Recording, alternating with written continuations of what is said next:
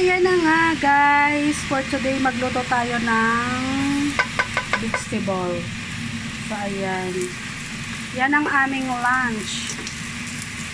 For today, ayan.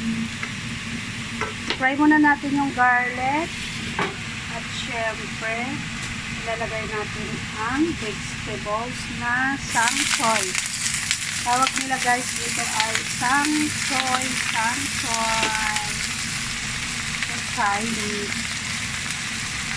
So, ayan. Nagsawa na kasi sila guys ng ilang araw. Puro na lang ako lubog sa tubig. Nilulubog ko lang kasi sa tubig. So, sabi ng aking bossing, i-fry ko naman daw. Kasi nagsasawa na nga sila guys sa palagi na lang water ang vegetable nila. So gusto naman nila matikman yung mantika. Kaya ayan. Mag-fry tayo ng Chinese litos. Dahil kagabi marami akong niloto. Marami na akong niloto. Para hindi na ako mag-rush ng luto ngayong umaga. Kaya ayan, meron pa akong spare ribs na gin-fry ko siya sa plum. Ayan. So, yan na lang guys ang aming ulam. O, ayan. So, i-reheat ko na lang yun siya guys. Ayan. Ito pa guys, ito pa siya kasi ito buong isda pa siya. So, hindi pa talaga siya nabawasan. Dahil marami akong nailuto kagabi. Marami talaga akong niluto. Kaya, hindi na ako nag-rush ng luto ngayon. Para na rin syempre para makasave ako ng time kasi nandun nga siya nag-dialysis. So, hindi ako nagsundo ngayon ng kanyang misis. Kaya, ayan.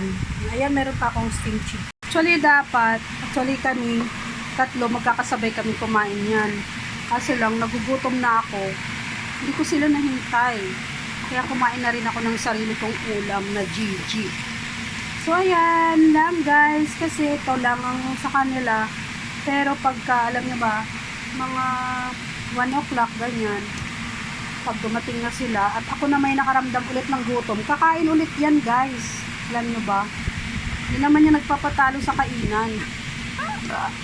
Hindi tayo nagpapatalo ng kainan. Kaya, mamaya, pagdating nila, kakain tayo ulit. O, diba? So, ayan. Fry ko lang siya sa garlic. Simpleng gulay lang, guys. Simpleng gulay. Kasi sa Hong Kong, mabilis lang ang pagluluto. Saglit-saglit lang. Ayan, lagyan lang natin siya ng konting asin. Kasi hindi tayo pwede magparami ng asin dahil ang aking bossing ay nagdadialysis. Ayan, lagyan din natin siya ng konting sugar lang. So, ayan ang sugar namin guys. Kulay orange. Kasi hindi daw yan talaga masyadong matamis. Kasi, syempre may mga edad na sila guys. Kaya, nag-iingat na rin talaga sila sa kanilang health. So, ayan lang. So, kaya ang aming ulam ngayon ay puro lang yan, reheat. Ayan. So, reheat lang talaga yan, guys. Reheat lang yan. So, ito ngayon, dahil, yan, luto na yung gulay ko. So, i-reheat ko lang din tong ating isa pa, na aking, spare ribs. So, ayan na, guys. Tapos na, o, diba? Na din yung aking fish. So, ayan. So, ayan na. Luto na ang gulay. Kailangan daw kasi para healthy ka. Lagi kang kumain ng gulay. So, ako mamaya, kain na lang ako ng gulay kasi nauna na yung kanin at saka yung Gigi. So, kakain ako ulit. Pero, gulay na lang.